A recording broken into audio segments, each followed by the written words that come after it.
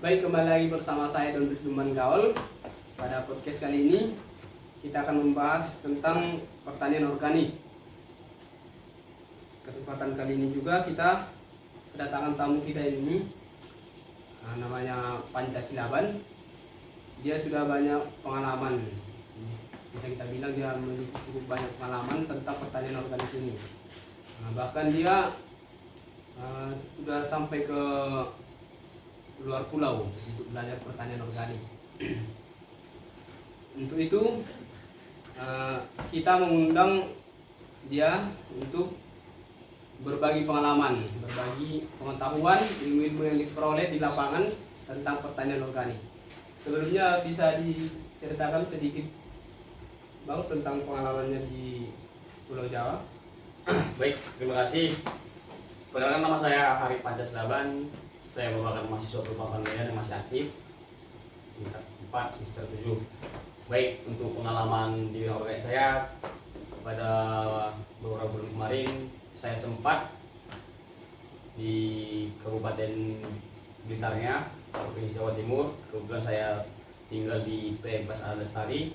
Saya sedikit banyak belajar tentang organik, mulai dari pembuatan nutrisi, mulai dari pembuatan pupuk dasar dan pembuatan pestisida nabati.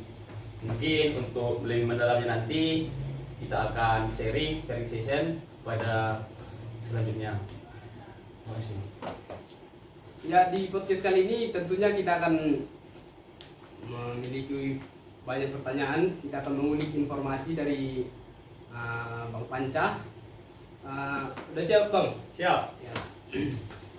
Untuk pertanyaan pertama ini tentunya banyak kawan-kawan kita yang tidak tahu apa sih itu pertanian organik. Menurut Bang Panca, bisa dijelaskan? Baik, terima kasih. Jadi menurut saya itu pertanian organik itu merupakan suatu pertanian atau budaya yang dilakukan oleh petani yang tanpa melakukan pestisida, Bang. Tanpa melakukan pestisida maupun pupuk kimia. Jadi dia seperti pemakaian untuk unsur hara pada tumbuhan itu, kita menghasilnya dalam bentuk alami. Dan dalam pengendalian hamanya seperti hama gitu, kita bisa membuat suatu pestisida nabati. Jadi menurut saya itu pertanian organik itu suatu pertanian yang dimana tidak menggunakan pupuk kimia dan pupuk maupun itu pestisida dan pupuk kimia gitu, Bang. Keren juga ya. Iya, Bang. Kalau kita lihat sama sekali tanpa menggunakan kimia. Iya, betul. Mulai dari pengolahan lahannya, melakukan pemupukan dasar, pemupukan pertama, pemupukan 2, pengendalian hama. Jadi waktu saya di Blitar kemarin, kemudian saya di Pas Lestari, Bang. Jadi di sana saya melakukan praktik-praktik langsung ke lapangan. Yang dimana untuk nutrisi sendiri di sana terbuat dari bahan-bahan yang tinggi proteinnya, baik itu dari tumbuhan dan hewan. Dan untuk pestisida nabatinya sendiri, kemarin pengalaman saya sana kami mengekstra, Bang, ekstra. Jadi itu gak cuma satu bahan saja, ada beberapa bahan. Seperti yang pertama itu asap cair, Bang. Kalau pernah dengar, Bang, Ya, asap cair. Jadi asap cair ini kan aromanya menyengat nih, Bang. Menyengat itu direbus dulu baru campurkan dengan tembakau. Seperti kita ketahui kan tembakau sangat pahit ya kan. Baru diekstrak sama garam. Kalau abang tahu garam untuk hewan lembu, tahu? Oh iya. Garam apa nih? Garam gitu itu. Jadi itu semua diekstrak, baru difermentasi, baru jadilah sebuah pestisida nabati gitu, Bang. Wah, melihat penjelasan dari Bang Panca ini, sepertinya saya tertarik nih mau belajar tentang pertanian organik ini. Iya.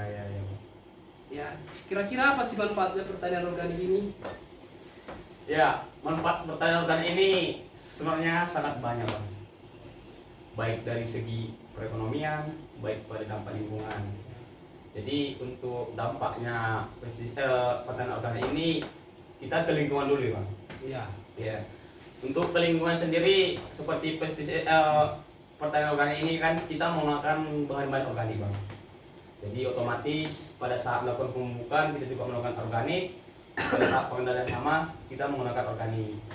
Jadi seperti kita ketahui, mikroorganisme dalam tanah itu akan berkembang biak dengan baik bila ada organik. Ya. Dan jikalau kita menggunakan pupuk kimia terus menerus, menggunakan pestisida terus menerus, akibatnya sangat panjang bang. Tapi memang nggak sekarang. Akibatnya apa? Mikroorganisme dalam tanah itu akan mati dan tanah akan tidak subur lagi. Dan lama kelamaan, mungkin nggak sekarang kita alami, mungkin untuk anak-anak kita ke masa depan atau cucu kita, tanah kita akan keras bang. Tanah kita akan keras karena tidak ada organiknya, begitu. Ya.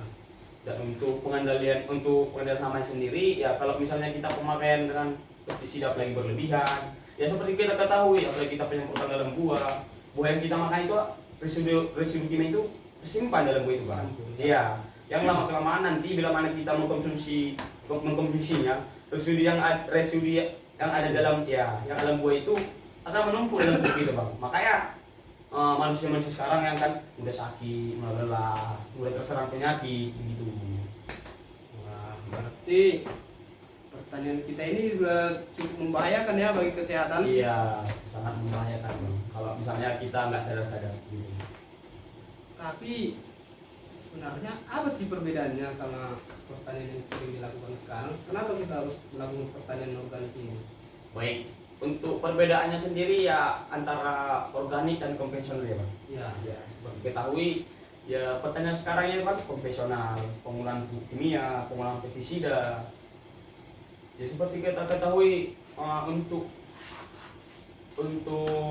pupuk sendiri ya kan, pupuk mahal kan bang, pupuk mahal pasti, pestisida mahal. Jadi otomatis kalau semuanya mahal bahan-bahan mahal. Tetapi untuk penjualan kita, hasil daripada kita murah bang. Jadi kalau misalnya kita melakukan analisis itu, makanya untuk petani juga perlu analisis bang, analisis tani gitu. Kalau misalnya kita mencari perbandingannya, pasti untung kita sangat kecil bang, untung sangat kecil. Tetapi dampaknya sangat besar untuk keberlanjutannya begitu. Memang kalau bisa dikatakan, kalau sekarang kita berbicara tentang organik ini, bisa dikatakan ya masih sangat susah bang. Ya, karena petani sendiri sudah persepsinya, pemikirannya bahwasanya semakin banyak pupuk yang kita beri, semakin banyak hasil yang kita peroleh. Tetapi itu salah bang. Makanya kalau bisa ayo kita mulai dari diri sendiri kita melakukan pertanian organik. Mungkin dalam pertanian organik itu butuh, bisa dikatakan pertama butuh biaya yang mahal bisa jadi. Tetapi kita lihat ke depannya ya bang. Kita lihat ke depannya. Mau kita bawa kemana nanti anak dan cucu kita ini begitu bang. Mungkin cukup. Nah, berarti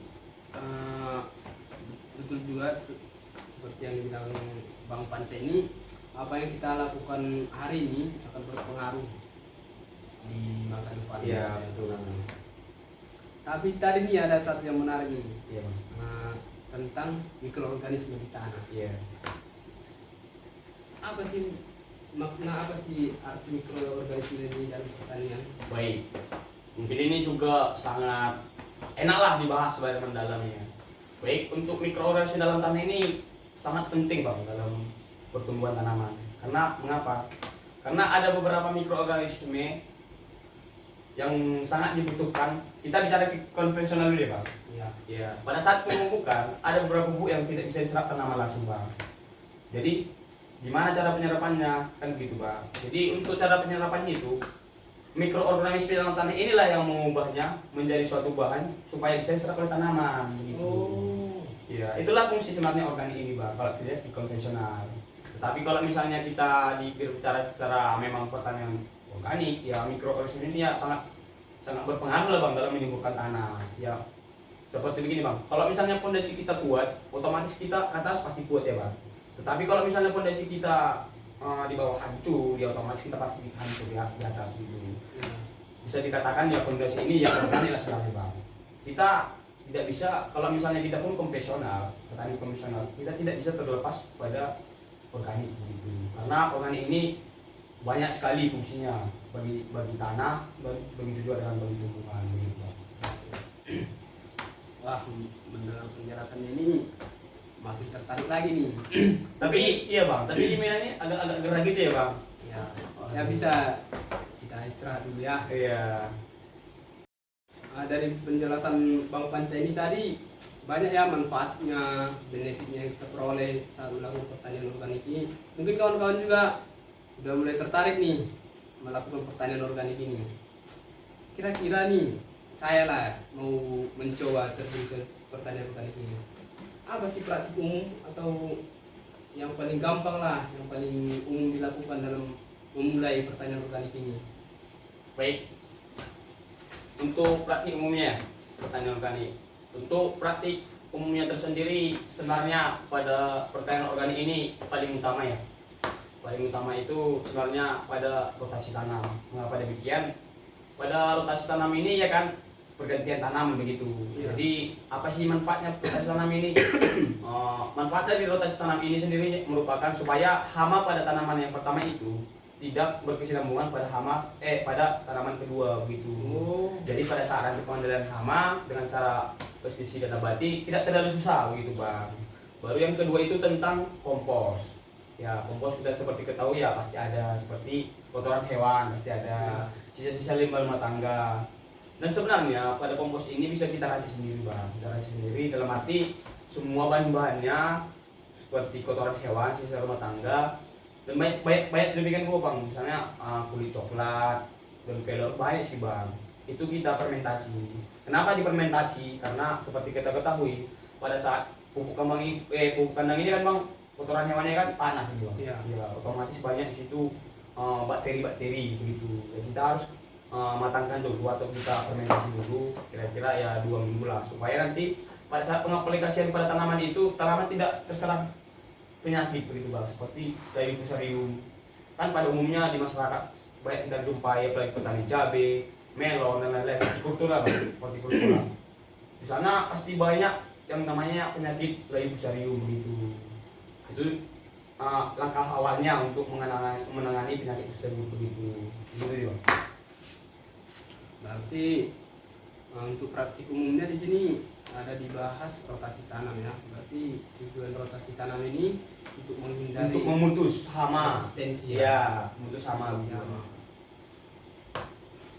Tapi tadi ada juga tadi Bang Panca ini menyinggung tentang masa depan nih. Ya. Waduh, nggak bahas masa depan. Apa sih kontribusi pertanian organik ini ke pertanian di masa depan? Baik. Jadi kontribusi ya Bang, kontribusi pertanian organik ini kepada ke masa depan. Baik, mungkin untuk kontribusinya ini sangat panjang Bang. Kalau kita jelaskan satu persatu mungkin waktu kita nggak cukup Bang. Tapi kita jelaskan sesingkat mungkin. Jadi kontribusi pertanian organik ini kepada masa depan baik itu kepada anak dan cucu kita itu pada saat pertanian organik ini yang pertama itu tanah Bang. Kita berbicara tanah. Karena kan bahan dasarnya atau dasarnya semua tanah. Kalau misalnya kita menggunakan organik ini, tanah kita akan baik. Tanah kita akan baik, subur, dan mikroorganisme dalam tanah itu akan gimana ya? Akan bertumbuh dengan baik gitu. Dan satu lagi air maupun lingkungan kita tidak tercemar. Beda dia pada konvensional dia Bang. Ya. Kalau kita memakai konvensional kan semua bisa dikatakan ya banyak ruginya Bang. Tetapi kalau sementara sekarang memang langsung nampak ya Bang. Memang bedanya organik sama konvensional ini memang sangat drastis sih. Instan memang bisa dikatakan instan. Tetapi kalau organik ini kan berkelanjutan ya Bang, bertahap. Mungkin untuk organik sendiri membutuhkan ya kesabaran ya Bang, kesabaran yang tinggi. Misalnya semangat yang tinggi begitu untuk mencapai untuk penyetaraan kualitas daripada organik dan konvensional atau pemakaian pupuk dan pestisida begitu ya Bang. Jadi kalau misalnya kita kita melakukan budidaya pertanian organik ya untuk masa depan anak dan cucu kita pasti kita tanah dan lingkungannya pasti terjaga begitu Bang. Mungkin begitu Bang. Tapi nih saya lihat-lihat di lapangan ini atau meninjau lah, kita lihat di pasar kebanyakan hasil panen dari pertanian organik ini mahal Bang. Kira-kira apa sih yang buat itu jadi mahal? Ya mungkin bisa dikatakan mengapa pertanian organik itu cenderung mahal. Jadi sebenarnya kalau pertanian organik ini Bang bisa dikatakan pertanian organik harus memiliki sertifikat dulu, sertifikat organik. Jadi sertifikat organik ini harus diperiksa dulu bang lahan kita dan diakui sesuai dengan standar organik tertentu begitu. Untuk mengakui ini ada suatu lembaga sertifikasi, mungkin ada lembaga suatu sertifikasi organik begitu. Nggak asal-asal ini bang. Misalnya kita melakukan budidaya nih di lahan kita, tetapi sebelumnya kita menggunakan pestisida atau melakukan pertanian konvensional, tapi tahun berikutnya kita melakukan organik. Itu belum bisa dikatakan organik bang. Sebelum diakui oleh pihak atau lembaga yang melakukan suatu gimana ya sertifikasi begitu loh kan, pasti ada lembaga yang melakukan sertifikasi begitu. Jadi mungkin pertanyaan tadi mengapa lebih mahal yang organik dan konvensional dibanding konvensional? Ya memang pasti lebih mahal bang, karena kan ada harga, ada kualitas pasti kan. Karena kualitas daripada organik ini memang bagus deh bang. Satunya residu kimianya pasti rendah. Iya. Residu kimianya. Ya kita kan memikirkan ke depannya begitu bang. Kita nggak memikirkan jangka pendek, kita memikirkan jangka panjang. Untuk apa kita melakukan membeli suatu barang dan memakannya tetapi menjadi penyakit bagi tubuh kita? Mendingan kita membeli suatu barang itu dengan mahal tetapi berkelanjutan dapat menjaga tubuh kita, menjaga imun kita begitu. Dan yang kedua itu bang, mengapa mahalnya produk-produk pertanian organik? Ya seperti kita ketahui bang, pada saat budidaya organik ini kan, kalau kita bandingkan hasil dari atau produktivitas ya bang, produktivitas daripada organik sama konvensional, bisa dikatakan ya lebih menang konvensional. Mungkin karena itu hasil dari produktivitas organik bisa dikatakan ya bang, tapi ini belum 100%. lebih banyak yang konvensional. Tapi kalau dikatakan kita ke kesehatan ya lebih baik yang organik begitu. Mungkin begitu dia bang. Berarti salah satu penyebabnya karena sertifikasinya tadi ya bang? Iya, sertifikatnya tadi bang. Karena itu kan juga butuh suatu sertifikasi lah. Syarat-syaratnya apa? Misalnya tanah yang kita kelola itu ya minimal 2 tahun tidak tercemari suatu pestisida atau pupuk kimia, atau di hamparan tersebut memang tidak ada memakai pupuk kimia dan pestisida. Dan kalau misalnya di sawah irigasinya tidak bisa satu irigasi dengan penggunaan pupuk yang konvensional gitu ya. Makanya bisa dikatakan agak rumit dan agak mahal gitu dia. Masih terkait sertifikasi ini tadi lah bang. Kenapa harus sertifikasi? Kan bisa aja kita lakukan pertanian organik ini, ya kan ini pertanian organik. Ya. Kenapa harus kita lakukan sertifikasi itu? Ya kembali lagi bang kepada ininya. Jadi suatu produk kita itu bisa dikatakan bagus atau baik atau sehat digunakan karena harus ada yang mengakui begitu, harus ada lembaga yang mengakui begitu. Jadi mengapa harus dilakukan sertifikasi ya begitu. Kalau misalnya tadi kita melakukan budidaya organik tapi tidak sertifikasi ya sama aja. Kalau misalnya kita melakukan penjualan keluar, pasti orang itu bertanya ini sertifikasi atau tidak, di mana dokumen-dokumen sertifikasinya begitu. Kalau misalnya kita tidak ada dokumen atau alat yang membantu untuk menguatkan atau mempercayai suatu konsumen bahwasanya itu organik ya kan sama aja bang, sama aja dengan nol gitu. Gitu deh bang. Berarti sertifikasi ini semacam bukti lah ya? Ya bukti bahwasanya kita lakukan budidaya pertanian organik. Ya. Tapi nih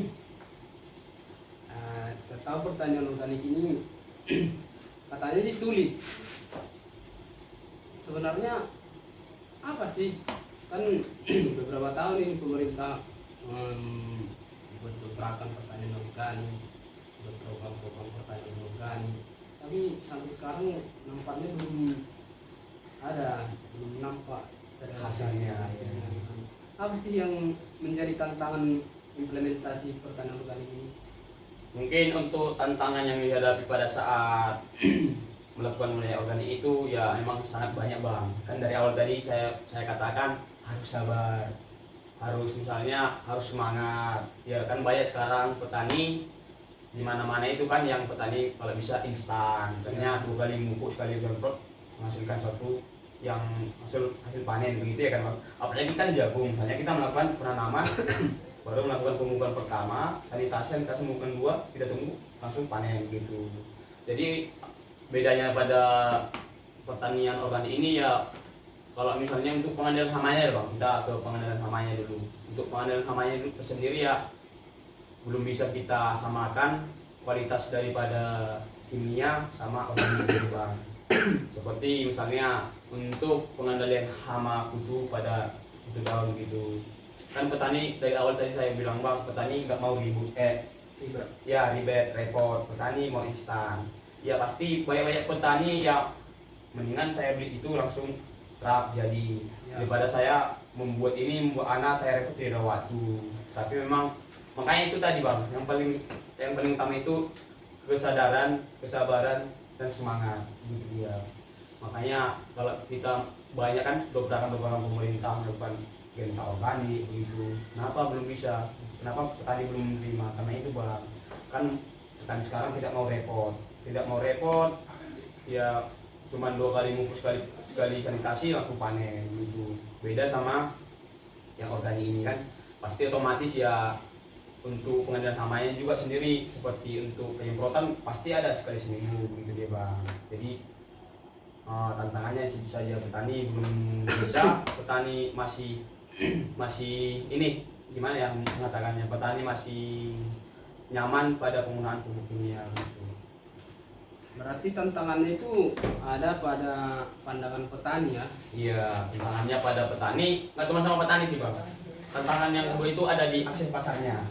Oh iya? Iya, jadi akses pasarnya ini kan seperti kita ketahui belum banyak bang. Apalagi misalnya kita melakukan suatu pertanian organik, apalagi kita di pelosok-pelosok desa ya kan bang, belum tahu gimana akses pasarnya itu ya sangat susah lah.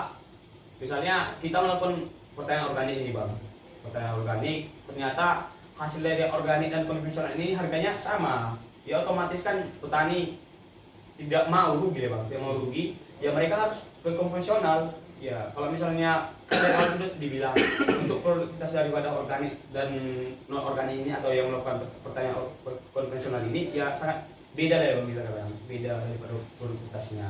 Tapi dari kualitasnya sudah lebih bagus yang organik ya, daripada misalnya gizi, vitamin segala macam, dan resiko kimianya pasti rendah gitu ya bang. Dan yang ketiga itu ada ini bang, di sumber dayanya, baik dari sumber daya manusia dan sumber daya alamnya. Mengapa saya bilang demikian? Karena seperti saya lah bang, saya sebelum datang ke sana untuk belajar sedikit tentang organik ini, saya belum tahu dari mana-mana aja untuk pembuatan organik ini, seperti pembuatan nutrisi dari tanaman, nutrisi dari hewan, pembuatan pestisida dari mana begitu. Yang petani atau pelaku utama ini memang satu itu kurang pelatihan. Sebaiknya dapat pelatihan sedetail mungkin, mengundang narasumber yang memang top atau memang di situ bagiannya begitu bang, supaya mengajari para petani dan membuka suatu pemikiran lah, bisa katakan pemikiran yang luas begitu bang. Mungkin itu aja bang. Waduh, banyak juga ya tantangannya. Iya bang. Tapi satu juga ini permasalahannya bang. Iya. Ya kita tahu lah dalam pertanian ini ada yang namanya hama. Iya. Ya baik itu pertanian konvensional saja yang udah pakai bahan kimia masih kesulitan nih mengatasi hama. Iya betul. Jadi apalagi kita yang cuma pakai bahan Organik. Iya. Gimana sih caranya mengatasi hama ini dalam pertanian organik? Baik, untuk mengatasi hama pada pertanian organik ini memang bisa dikatakan, sedangkan yang konvensional saja susah, apalagi organik. Ya. Memang betul, itu memang suatu argumentasi yang betul itu Pak, argumentasi yang betul. Tapi sebelumnya, kalau misalnya kita melakukan budaya itu seperti organik ini, kalau misalnya kita melakukan pengendalian hama ya kita bisa membuat suatu hama itu habis dengan mengandalkan suatu predator namanya bang. Predator. Jadi predator ini merupakan suatu hewan juga yang dimana kita memasukkan hewan seperti capung nih bang. Capung itu suatu hewan predator bagi hama begitu. Misalnya kita masukkan semua capung supaya hama yang ada dalam tanaman habis. Memang kalau dikatakan itu gak kerjaan, bisa jadi memang gak kerjaan bang. Kita cari dari mana capungnya kan bang, masukkan ke dalam tanaman itu. Jadi untuk pengendalian dari pengendalian insektisida nabatinya begitu bang, untuk insek. Jadi seperti pengalaman saya kemarin bang, untuk insek ini kan bang ada beberapa yang tidak suka, misalnya aroma. Ya. Kan banyak juga hama tidak suka aroma begitu, tidak suka pahit. Ya. Jadi kita harus mengidentifikasi bang, mengidentifikasi apa saja hama-hama yang ada di sana, apa aja hama-hama yang sering menyerang pada tanaman itu. Nah, kalau misalnya kita sudah mengidentifikasi dan mengetahuinya, jadi kita harus berpikir apa yang harus kita buat di sana sebelum tanaman itu terserang gitu. Misalnya pada hama ini dia tidak suka aroma. Ya, jadi kita kan harus berpikir, kita harus membuat suatu inovasi apa bahan-bahan yang aromanya sangat kuat, dan misalnya aroma yang sangat kuat lah. Misalnya pada waktu kami di Blitar kemarin, kebetulan kami melakukan pertanian organik itu di padi bang, di padi. Dan di sana sebelum itu misalnya tanaman itu disemprot bang, disemprot pakai asap cair. Seperti kita ketahui bang, asap cair itu aromanya sangat menyengat. Misalnya kalau bisa dikatakan disemprot pada tangan satu harian itu nggak lepas, 2 hari nggak lepas, masih aromanya masih melekat gitu. Jadi misalnya kalau misalnya hama itu tidak suka pada pahit-pahitan segala macam, ya banyak sih bang pada alam-alam kita lingkungan gitu yang menghasilkan zat atau suatu rasa yang asam itu bisa kita buat seperti ekstrak daun pepaya. Itu kan sangat pahit itu bang. Baru daun pipahit, dan pipahit itu tidak sangat pahit gitu bang. Mungkin begitu saya bang. Berarti dalam pengendalian hama pertanian organik ini kita juga harus mengandalkan alam juga ya, Iya. menggunakan predator, menggunakan. Sepertinya kita juga harus belajar nih lebih dalam lagi nih, harus selektif juga kayak dia nih. Iya betul. Kalau belajar insektisida ini. Tapi ngomong-ngomong nih, ada yang bilang unsur hara yang di organik ini, Iya. organik tidak akan sama dengan yang di kimia Iya. jumlahnya. Berarti kalau kita melakukan pertanian organik, kemungkinan tanaman kita kan kekurangan unsur hara. Jadi menurut pengalaman atau pengetahuan dari Bang Panca ini, pertanian organik ini menyamai hasil pertanian konvensional. Iya. Baik, terima kasih. Mungkin pertanyaannya bagian produktivitas ya bang, Ya. produktivitas daripada organik dan konvensional. Jadi sebenarnya ini bang tergantung faktor, tergantung dari sudut pandang. Kalau bisa kita katakan itu tidak bisa mengimbangi, rupanya ada suatu petani bisa mengimbangi, kita salah juga. Tetapi kalau misalnya kita bilang bisa mengimbangi, ya ternyata beberapa petani tidak bisa mengimbangi, ya tidak salah juga. Makanya itu kan dari sudut pandang masing-masing dan cara pembuatnya dan cara perawatannya begitu bang. Jadi untuk untuk pertanian organik ini sendiri kan bang, bisa kita seperti unsur-unsur haranya lah, bisa kita ambil dari alam. Mungkin seperti yang abang katakan, yang memang betul, kualitas daripada unsur haranya itu pasti beda jauh sama yang konvensional ini, itu memang betul. Tapi kan jalan keluarnya kan bang, kita tidak bisa berdiam diri, kita harus mencari bahan-bahan apa saja yang dalam lingkungan kita yang mempunyai kandungan-kandungan bisa yang dikatakan yang bisa mengimbangi. Kalau bisa mengimbangi agak susah juga bang, yang sedikit mengimbangi pada kimia. Seperti untuk zat pengatur tubuhnya juga kan bang, kalau misalnya di kimia juga kan ada juga seperti merek-merek yang lain untuk JPT-nya begitu. Dan untuk yang organik ya kita bisa buat sendiri bang, seperti dari rebung, baru dari kecambah kacang begitu bang, baru dari jagung manis yang masih muda. Itu semua mempunyai JPT bang, JPT yang bisa kita buat dan fermentasi dan bisa kita semprotkan gitu. Itu merupakan alat bantu dalam pemenuhan nutrisi pada tanaman gitu dia bang. Nah, berarti untuk mengimbanginya juga tergantung sama perlakuan yang dilakukan ke petani ya. Iya. Tergantung usahanya bang, usahanya. Semakin banyak usaha pasti semakin bagus kualitasnya. Ya, itu juga. Tapi gini, kan dalam pertanian organik ini Yang jelas kita nggak pakai pupuk kimia, Ya, otomatis kita harus bikin pupuk organik. organik. apa aja sih jenis pupuk organik ini? Baik, dan untuk jenis pupuk organik ini ada beberapa macam, ada yang padat dan ada yang cair. Ya, kita membahas dari yang padat dulu. Jadi untuk jenis pupuk organik yang padat ini bisa kita peroleh dari sekeliling kita, seperti kotoran hewan, sapi, lembu, dan ayam. Tapi tidak hanya itu saja, tetapi itu kita kombinasikan seperti yang saya katakan terlebih dahulu tadi, kita kombinasikan pada bahan-bahan campurannya begitu, seperti kulit daripada coklat, baru bongkol pisang begitu dia bang. Kita komposisikan lah, menghasilkan suatu bahan yang padat gitu. Kita fermentasikan selama sekitar 2 minggu dan 3 minggu, itu tergantung besar daripada potongan kita gitu bang. Dan untuk yang cairnya itu bisa kita gunakan atau kita buat sendiri, seperti saya katakan itu yang pernah saya buat dan saya aplikasikan dan saya lihat hasilnya di daerah Blitar kemarin, Blitar kota. Di sana sudah ada bang, seperti kelompok tani yang bergerak di bidang organik, pembuatan pestisida dan pembuatan pestisidanya begitu ya, pestisidanya. Jadi di sana ada namanya bengkel pertanian bang.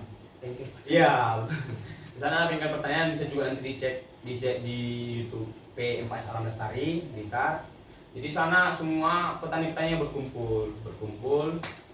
Jadi di sana ada pemateri atau narasumbernya. Yang sering di sana itu ada Pak Dadang gitu ya. Pak Dadang pematerinya, Pak Hadi Budi, dan banyak lagi.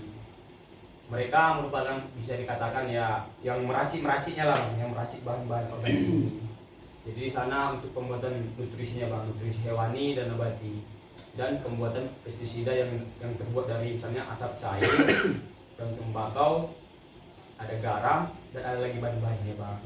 Jadi sana mereka sama-sama belajar, petaninya belajar cara pembuatannya dan diimplementasikan pada lapangannya atau pada lahannya.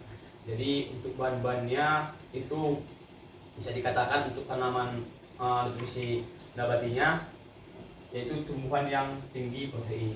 Salah satunya itu kelor ya. Seperti kita tahu itu kelor itu merupakan yang tinggi proteinnya.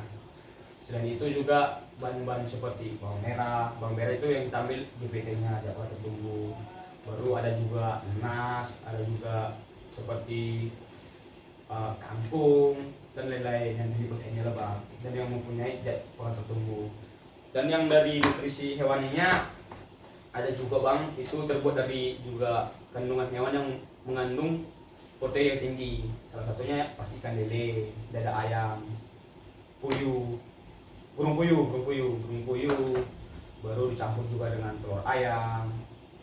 Itu dicampur semua baru fermentasi. Dan untuk pestisidanya ya seperti yang saya katakan tadi pada abang, itu terbuat dari asap cair. Jadi asap cair ini merupakan suatu asap cair yang ditampung di suatu perusahaan. Perusahaan itu misalnya batok kelapa, kemudian briket. Ya. Pernah dengar bang? Briket. Ya, kelapa.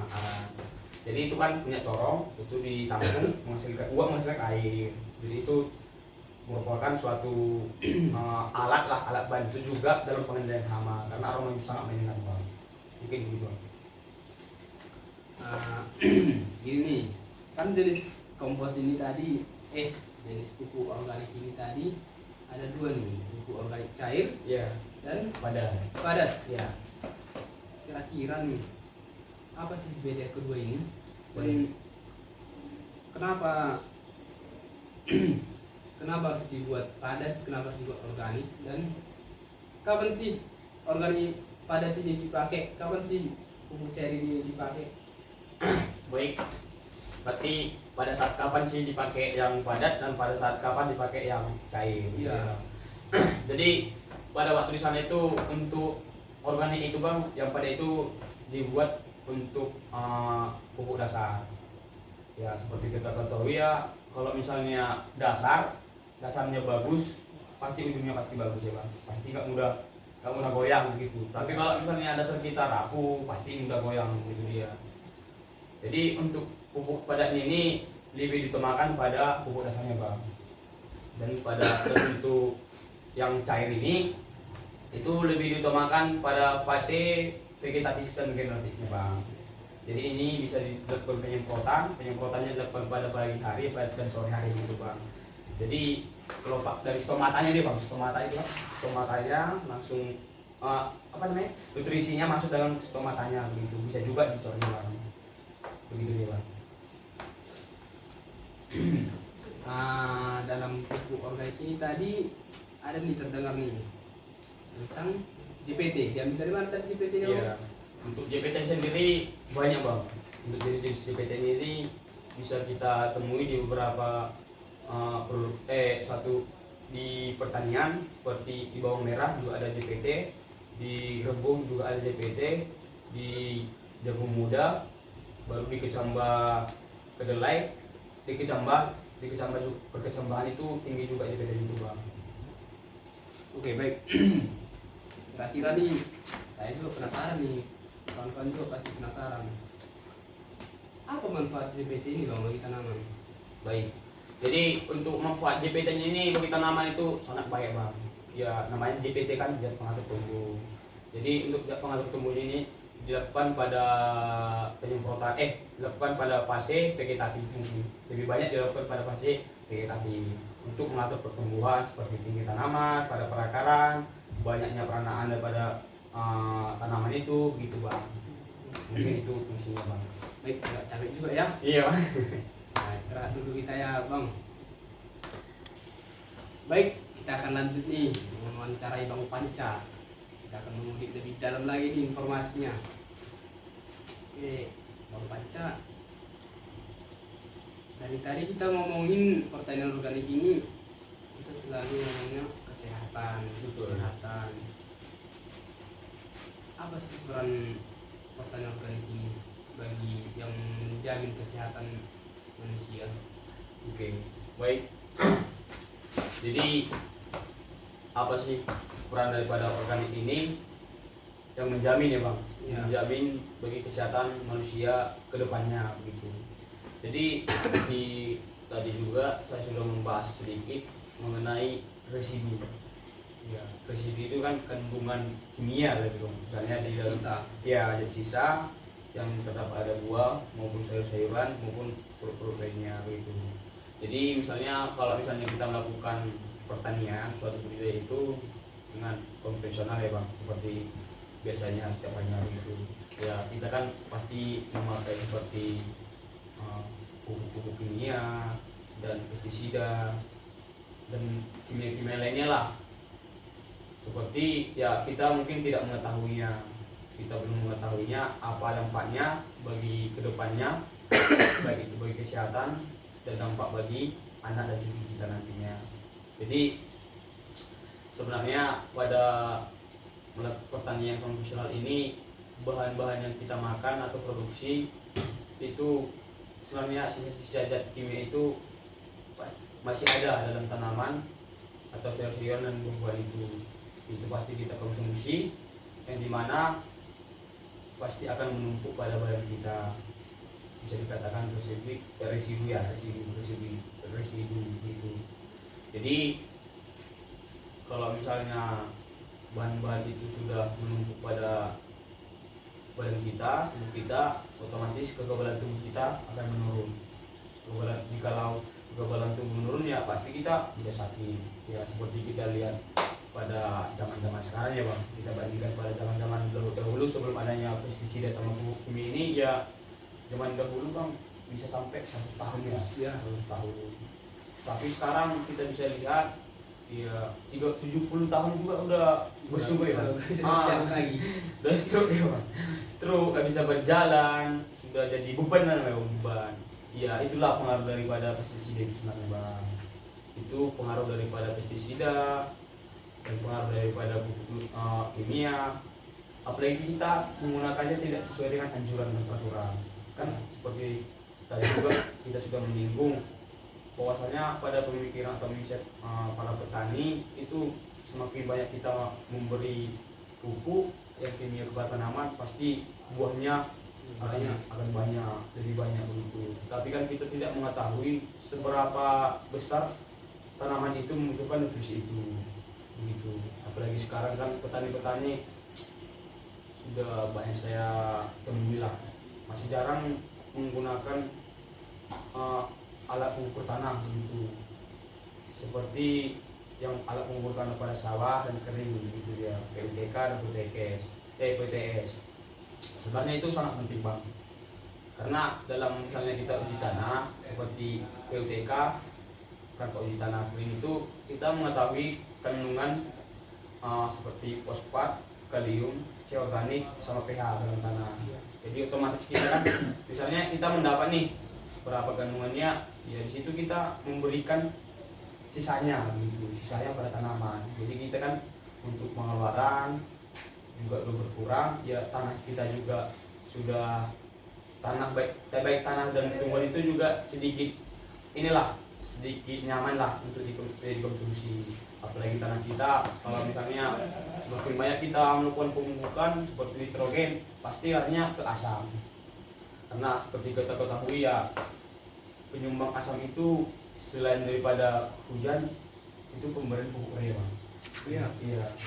Jadi mungkin orang juga bertanya-tanya, ini juga menjadi edukasi bagi kita pada saat mengapa tanah kita itu masam atau pH-nya rendah. Selain daripada curah hujan yang tinggi, ada juga dampaknya dari pemberian pupuk nitrogen lah, bisa kita katakan pupuk nitrogen yang berlebihan. Karena pada pupuk nitrogen ini itu pada saat perubahan, itulah namanya tadi bang, saya bilang bahwasanya ada suatu bakteri atau mikroorganisme yang berubah supaya pupuk itu bisa diserap oleh tanaman. Pada saat perubahan itu ada menyumbangkan asam bagi tanah. Jadi itu menjadi edukasi bagi kita juga semua, bahwasanya dalam pemberian pupuk nitrogen itu juga sesuai kebutuhan tanaman, jangan berlebihan gitu. Jadi dampaknya itu tadi bang, bisa kita bandingkan pada tahun sebelumnya, sebelum kedatangan pupuk kimia dan pestisida, kita bandingkan ke umur manusia saja, karena itu nyata kan bang. Seperti kita tahu ya kan, zaman dulu atau kakek kita dulu tidak ada menggunakan kimia, orang itu juga mengkonsumsi bahan-bahan yang organik alami, ya otomatis ya ininya umurnya panjang, karena kandungan kimia dalam tubuh itu bisa dikatakan tidak ada. Tetapi mungkin kalau kita bandingkan sekarang banyak yang bertentangan memang bang, banyak yang bertentangan, ya mungkin bisa kita dikatakan ya gimana ya, kolot begitu, kolot. Tapi memang sebenarnya begitu, kita harus kembali kepada zaman dahulu. Memang untuk mengembalikan pada zaman dahulu itu bisa dikatakan ya tidak semudah membalikan telapak tangan gitu ya bang. Mungkin untuk ininya saran dari saya ya, ayo kita perlahan lah bang, perlahan aja, mulai dari pupuk dasarnya, baik itu daripada pemberian nutrisinya, ayo kita gerakkan pertanian organiknya. Kalau belum bisa pertanian organik ya minimal setengah-setengah dia bang, setengah-setengah dia, dalam arti bisa setengah organik, setengah memakai yang kimia gitu deh bang. Nah ini kan kita udah banyak nih, panjang lebar ngomong, lama ngobrol kan. Nah, saya rasa juga yang nonton ini juga udah tertarik nih mulai. Iya. Pertanyaan kali ini. Tapi yang masih minim ilmu, seperti saya masih minim lah, masih baru kali ini lah tahu pertanian organik ini. Apa sih tanaman yang menjadi lakukan organik yang paling gampang lah untuk yang mau nyoba? Oh baik, untuk teman-teman sekalian dan buat abang mungkin pengen nih mengawali suatu budaya menggunakan organik ya, coba-coba ya bang. Ya. Jadi paling utama itu yang paling bisa dikatakan mudah, tapi bisa dikatakan tidak mudah juga ya, itu pada tanaman sayur-sayuran bang. Saya pernah juga waktu di sana di Blitar, di SP Pasar Blitar itu juga pernah berbudidaya sayur-sayuran bang. Pada saya kemarin saya menanamnya di dalam ini apa namanya, bekas-bekas botol. Nanti mungkin saya masukkan juga nanti dalam video bekas-bekas botol. Di situ saya membuat suatu inovasi dan menggunakan kain flanel, dan itu dibelah dua, baru diberikan ruang-ruangnya dan dimasukkan nutrisi. Itu saya bisa pakai itu yang saya bilang tadi bang, nutrisi hewani dan nabati gitu ya. Nanti mungkin ada juga dokumentasinya dari awal pembenihan sampai ke panennya begitu ya bang. Dan selain itu juga sebenarnya untuk organik ini ya semua masuk ya, semua masuk, baik untuk buah-buahan, sayur-sayuran, biji-bijian dan tanaman obat begitu ya Bang. Nah, ini kalau kita mau mulai pertanian organik ini, kita harus mulai dari sayuran dulu ya. Sebenarnya nggak dimulai dari sayur-sayuran, tapi ya kalau misalnya kalau kita kan misalnya memanfaatkan lingkungan dulu, Ya. kita mulai dari kecil dulu deh Bang, kecil dulu. Kalau misalnya dari kecil dia sudah nampak hasilnya, ya kita kan udah berani membuat ke yang lebih besar gitu, berapa hektar atau berapa rantai gitu. Tetapi kalau misalnya kita langsung membuat berapa rantai, misalnya 3 rantai, kita membuat sayur dengan organik, tetapi hasilnya tidak memuaskan, otomatis kita kan ya langsung gimana ya, Daun. down, mental kita down ya. Makanya kalau bisa kita membuat dari diri sendiri dulu, atau bisa dikatakan berapa polybag dulu Bang, dibuat polybag tapi kalau organik. Di situ kita akan belajar gimana perkembangannya, apa yang masih kurang begitu deh Bang. Dan misalnya kalau misalnya sudah efisien ya kita membuat skala besarnya gitu deh Bang. Nah, gini kawan-kawan yang udah nyoba pertanian organik ini tapi masih gagal, Ya. ada nggak saran sih atau Trick masukan? and trick ya Bang. Ya. Ya. Baik buat teman-teman yang masih gagal atau belum beruntung dalam melakukan pertanian organik ya, seperti di awal tadi, usaha Bang. Semakin banyak usaha akan semakin baik hasil kita, dan konsisten. Usaha, konsisten, dan semangat. Ya, begitu dia Bang. Mungkin ya saya juga memberikan ini karena saya sudah mengalami gitu dia Bang. Saya sudah pernah melakukan budidaya sayur-sayuran, adalah yang misalnya daun-daun itu dimakan hama. Ya situ saya belajar, saya belajar apa sih yang bisa saya buat pada tanaman itu supaya tanaman itu tidak dimakan hama begitu ya Bang. Jadi di organik ini sebenarnya kita Bang tertantang gitu Bang. Kita dikasih tantangan gitu Bang. Dikasih adrenalin. Kita misalnya menguji adrenalin, kita dikasih adrenalin, menguji adrenalin, tantangan, kesabaran, dan semangat gitu ya Bang. Penting buat teman-teman sekalian yang ingin terjun ke organik, ayo sama-sama kita terjun ke organik. Dan ayo kita belajar bersama-sama mungkin gitu. Ya mungkin kalau kita bahas cuman skala rumahan, mungkin buat nyobanya itu gampang aja kan, tinggal Iya. pakai modal kecil, Iya. kita pakai sampah-sampah jadi pupuknya. Tapi nih kalau mau buat skala produksi, Iya. nah yang jelas ini berpengaruh nih sama ekonomi petani. Iya. Jadi gimana pendapat Bang Panca ini tentang pengaruh pertanian organik ini pada ekonomi? Oke. Baik, untuk pengaruh pertanian organik pada ekonomi ini sebenarnya sangat banyak. Jadi sebelum kita melakukan pertanian organik ini Bang, paling utamanya kita melihat pasarnya dulu Bang. Siapa yang pengen membeli organik kita ini? Jadi sebenarnya jangan kita berani melakukan suatu budidaya sebelum tahu kita di mana pasarnya. Ya. Setelah kita mengetahui pasarnya dan melaksanakan suatu negosiasi lah bisa dikatakan dengan konsumennya, ya kita otomatis kan sudah berani Bang membuka misalnya skala besar. Jadi untuk melakukan budidaya organik ini kita kan membutuhkan banyak tenaga kerja, ya.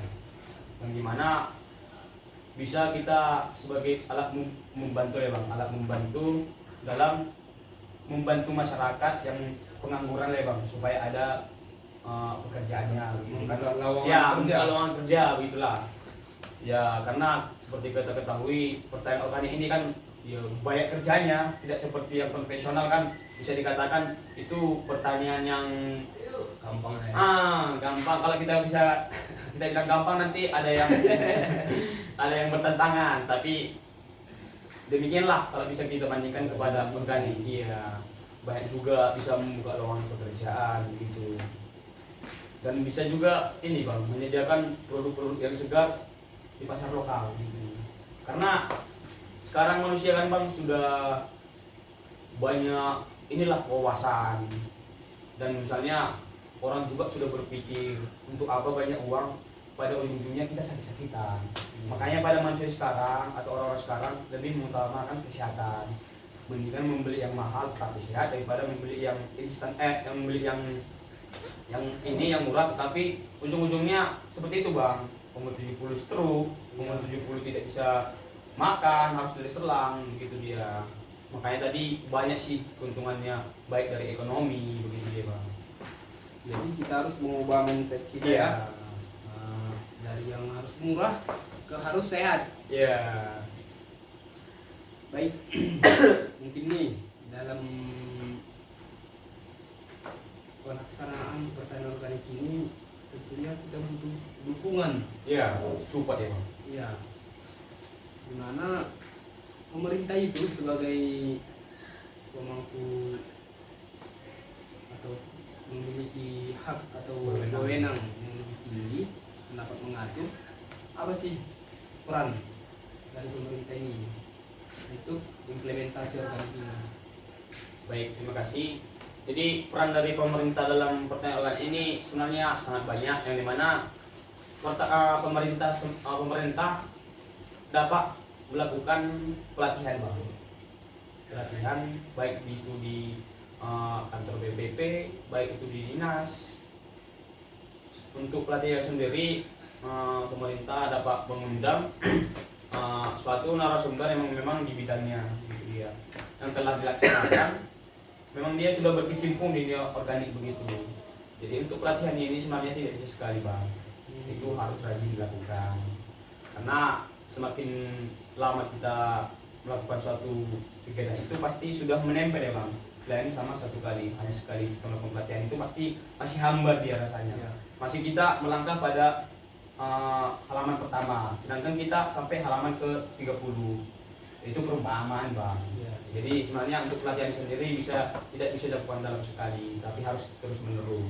Jadi sebenarnya pemerintah juga bisa mendukung seperti memberikan bantuan bang, baik itu berupa barang dan baik berupa uang, tapi lebih bagusnya berupa barang atau suatu bantuan seperti pupuk organik, baik itu dari kotoran hewan dan baik itu dari limbah-limbah yang sudah bisa difermentasikan, yang dimana itu langsung diedukasikan pada petani bang.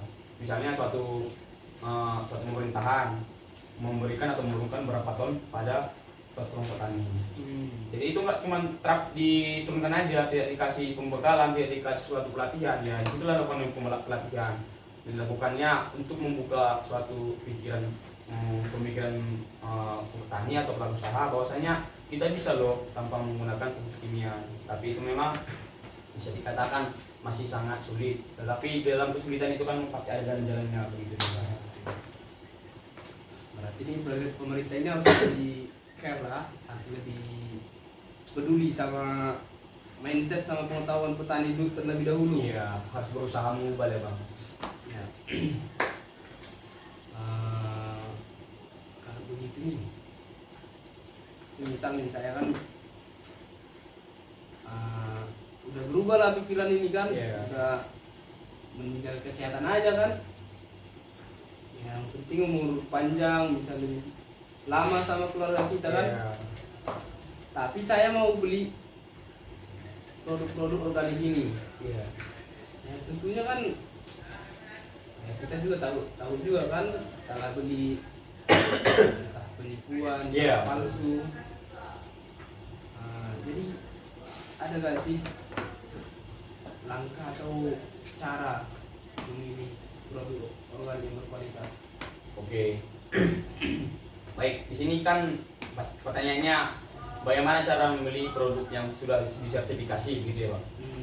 Baik, untuk produk yang sudah disertifikasikan itu pasti ada itu bang, labelnya, label dan lembaga mana yang mensertifikasi. Jadi mungkin bisa kita searching, mungkin sekarang kita kan dengan kemajuan teknologi ya sudah mudah ya bang, tinggal saja pasti muncul begitu ya bang. Itu merupakan langkah pertama. Yang kedua itu memeriksa kesegarannya.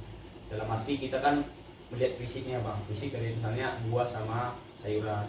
Kalau misalnya buah sama sayur itu masih segar, ya bisa kita konsumsi atau kita beli. Tetapi kalau misalnya buah itu sudah agak layu, sayur itu sudah agak layu, buah sudah agak memar-memar, ya kita harus berpikir panjang dulu untuk membelinya gitu. Dan paling utama itu kita harus mengetahui asal usul daripada produk dari pertanian itu. Jangan asal kita bahwasannya mereka bilang ini organik, tetapi kita tidak tahu asal usulnya begitu. Mungkin tiga langkah ini menjadi salah satu acuan dalam melakukan pembelian barang organik begitu ya Bang. Berarti sertifikasi yang tadi itu juga menjadi alat bantu lah Iya. bagi konsumen Ya, yang mau. supaya meyakinkan bahwasannya ini pertanian organik gitu ya Bang. Kita masuk lagi ke pertanyaan berikutnya ini.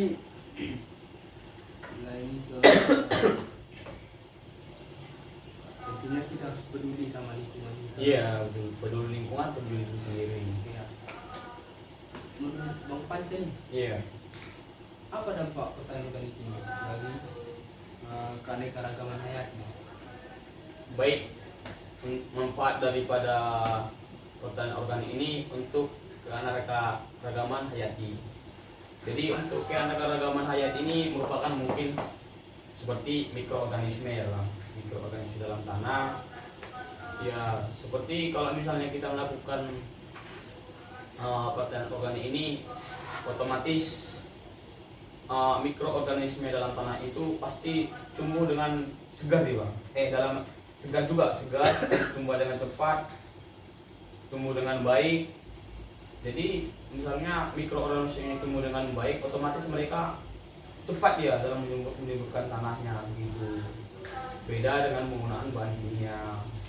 Jadi kalau kita menggunakan bahan kimia, yaitu ya bahan-bahan kimia dan ketentuan pupuk itu, baik pestisida itu dapat menghanguskan atau mematikan mikroorganisme dalam tanah itu.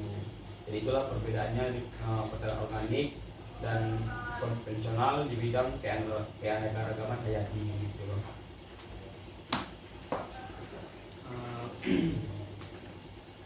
Gini nih, kita juga kan tahu kan pertanian ini suatu apa ya, lambang juga bagi Indonesia. Iya. Bisa juga dibilang pertanian ini sangat penting, dimana ada yang bilang meskipun besok hari kiamat, hari ini kita masih perlu makan. Nah, ya betul ya Bang. Jadi apa sih yang dimaksud dengan pertanian berkelanjutan ini? Baik. Untuk pertanian berkelanjutan ini sendiri yang dimaksud yaitu pertanian tidak memikirkan hanya hari ini saja. Ya. Namanya berkelanjutan. Ya berkelanjutan ya kita harus memikirkan ke masa depan, baik itu anak, baik itu cucu, dan baik itu generasi berikutnya. Kan seperti kita ketahui ya, kalau misalnya kita melakukan pertanian profesional ya dapat kita lihat Bang, dapat kita amati langsung ke lapangan bahwasanya sekarang saja banyak itu tanah itu sudah keras, banyak itu tanah sudah gimana ya, bolong-bolong dia Bang. Kalau misalnya dia itu cuacanya sangat musim kemarau, bisa kita langsung ya rata-rata itu bisa kita langsung lihat Bang. Itu masih di pasir kita, nanti gimana di pasir turun ke turun kita gitu dia Bang. Jadi kenapa dibilang pertanian itu berkelanjutan, karena itu memikirkan cucu dan anak-anak kita ke masa depannya. Karena kita ketahui memang negara kita kan negara agraris ya Bang. Iya. Ya, negara agraris. Banyakan ya pekerjaan daripada di negara kita ini juga ya petani ya kan Bang.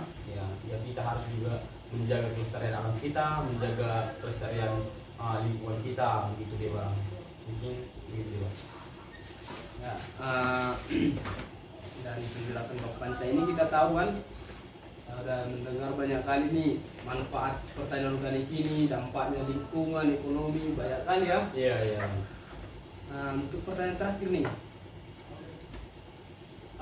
kan kita harus perlu mendorong agar pertanian organik ini realisasi cepat Iya. dilakukan petani. Gimana cara kita meningkatkan kesadaran petani agar mereka mau melakukannya? Oke. Itu pertanyaannya gimana meningkatkan kesadaran tentang pertanian organik ini ya. Iya. Jadi banyak sih cara Bang dalam melaksanakan supaya petani itu dapat sadar dalam pertanian organik ini. Yang pertama itu kita dapat melakukan suatu kampanye pemasaran. Dalam arti kampanye pemasaran ini kita dapat melaksanakan suatu penyuluhan kepada kelompok tani bahwasannya dalam berbudaya pertanian organik ini meyakinkan dia gitu bang, meyakinkan bahwasannya pasarnya ada dan harganya lebih tinggi begitu dia bang. Otomatis kan bang, kalau kita berbicara kepada petani ya mungkin iya petani sekarang hanya maunya instan, Iya. walaupun harganya bisa dikatakan kalau kita mengambil selisih dari pengeluaran sama penghasilan pasti selisihnya sangat sedikit gitu deh bang. Tapi dengan harga yang sedemikian tinggi, selisih daripada harga organik dan konvensional itu tinggi, ya otomatis baik ada juga beberapa petani itu pasti ke bawah arus, dalam arti ke bawah arus terlena gitu dengan harga ini gitu deh bang. Baik selain itu juga bisa dilakukan dengan program sosialisasi yang menjelaskan semua bang, apa manfaatnya, apa keuntungannya baik di petani baik maupun bagi masa depannya, bagi masa depan gitu bang, baik bagi keberlanjutannya begitu deh bang. Selain itu juga kita bisa membawa ini kepada melalui pendidikan dalam arti pada fase-fase seperti SMA deh bang, SMA, kuliah. Di situ kita bisa membawa ini bang, membawa dalam arti pasti nggak semuanya kita jadi polisi bang, nggak semuanya jadi tentara, nggak semuanya bisa jadi guru, pasti ada minimal minimal pasti ada berkecimpung ke pertanian ini. Jadi di situ kita harus membuat suatu dobrakan awal meyakinkan bahwasanya pertanian organik ini dapat menghasilkan dan dapat menguntungkan gitu deh bang. Mungkin sedemikian. Kalau pendapat saya sendiri sih tentang cara meningkatkan kesadaran petani ini juga tentunya juga pemerintah juga harus mengambil peran, Betul. terutama nih di aspek pasar nih. Iya. Ya seperti kita tahu tadi kan pertanian organik ini banyak makan tenaga, Iya. banyak biayanya. Betul. Tapi kalau kita juga nggak lakukan, Sama siapa yang mau lakukan? Iya. Itulah bang tantangannya bang, tantangannya bagi petani. Baik, sekian pertanyaan yang dapat kita lakukan, yang kita sampaikan untuk mengulik informasi tentang pertanian organik dari Bang Panca nih. Untuk selanjutnya kita istirahat dulu untuk melanjutkannya setelah beberapa menit nanti istirahat. Pause dulu deh. Baik, demikianlah podcast yang kita lakukan pada hari ini tentang pertanian organik. Ya, semoga lah apa yang kita peroleh dapat bermanfaat. Terutama nih pertanian organik ya kita tahu kan banyak manfaatnya. Kita juga harus mau melakukannya. Nah, sebelum kita akhiri, ada nggak motivasi bagi teman-teman yang mulai tertarik nih atau yang menonton nih agar mereka mau? Oke, baik, terima kasih. Jadi suatu motivasi bisa dikatakan motivasi lah dari saya untuk kaum pemuda dan untuk kaum milenial, jangan sungkan-sungkan untuk terjun dalam bidang pertanian. Ayo kita gerakkan baik itu pertanian organik. Karena pertanian organik ini merupakan suatu pertanian keberlanjutan. Ini tidak hanya sementara, tetapi kita harus memikirkan kepada anak-anak kita dan cucu-cucu kita nanti.